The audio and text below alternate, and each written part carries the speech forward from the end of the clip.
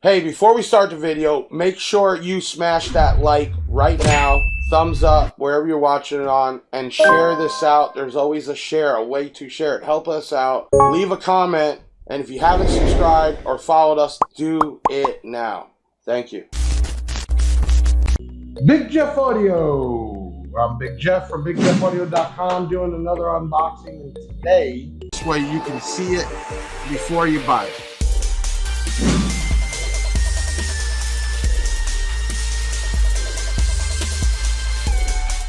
We're learning about load resistors and why you need them. Before we start, make sure you hit that like button, share this out, and always, if you're new, subscribe or follow us. We appreciate it. And then at the end of the video, leave a comment. Let me know what you think. Let's do a little technical whatever. Load resistors. More and more cars are coming with nicer and nicer factory radios, even ones you're not even able to replace, but you do want to upgrade your audio. And with those, they've gotten more advanced. And to protect the radio, it basically, when it starts up, it checks the impedance to know if the speakers are hooked up or if they're possibly blown. Now, when you go to add a high to low adapter and you run speaker wire to your speakers, or you replace a factory sub or door speakers, whatever, the radio will not sense the speaker anymore and it will shut itself off. So, different companies have made load resistors. And what this does is it goes in line to your high to low adapter, and it tricks the computer, the board inside the factory radio, and says, hey, we're all good, even though you've replaced it with new speakers, and now you're running an external amplifier. And they're very small.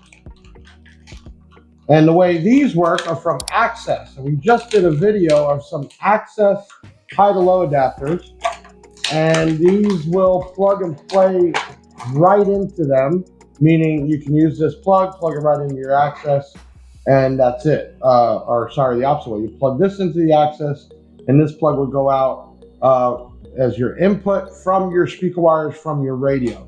Now, these come in a 39 ohm and a 60 ohm.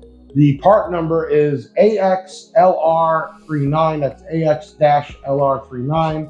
And then AX-LR60 right here. Okay, so these are not that expensive. How expensive are these, Ben?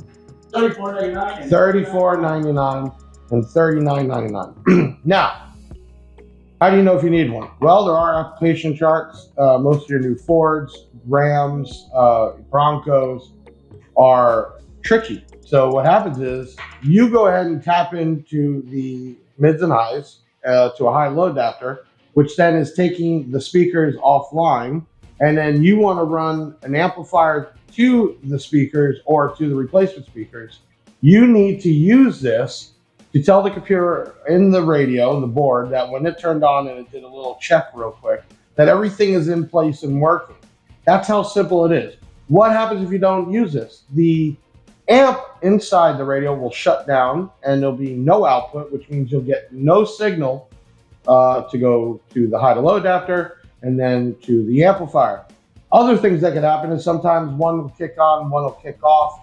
Basically, the computer is getting all messed up. So to fix that is you will put one of these on each channel.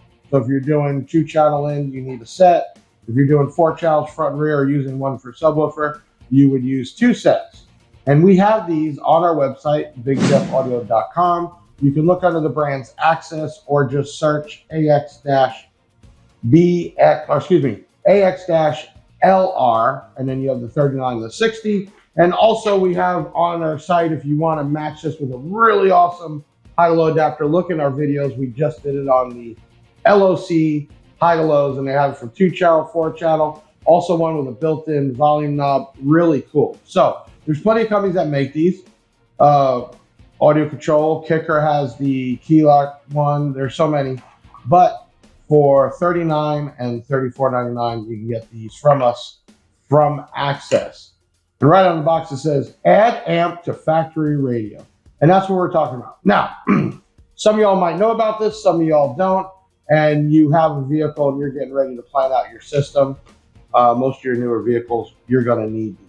So This is what a load resistor is. It is just resistance that goes on the line that is from the speaker to the radio.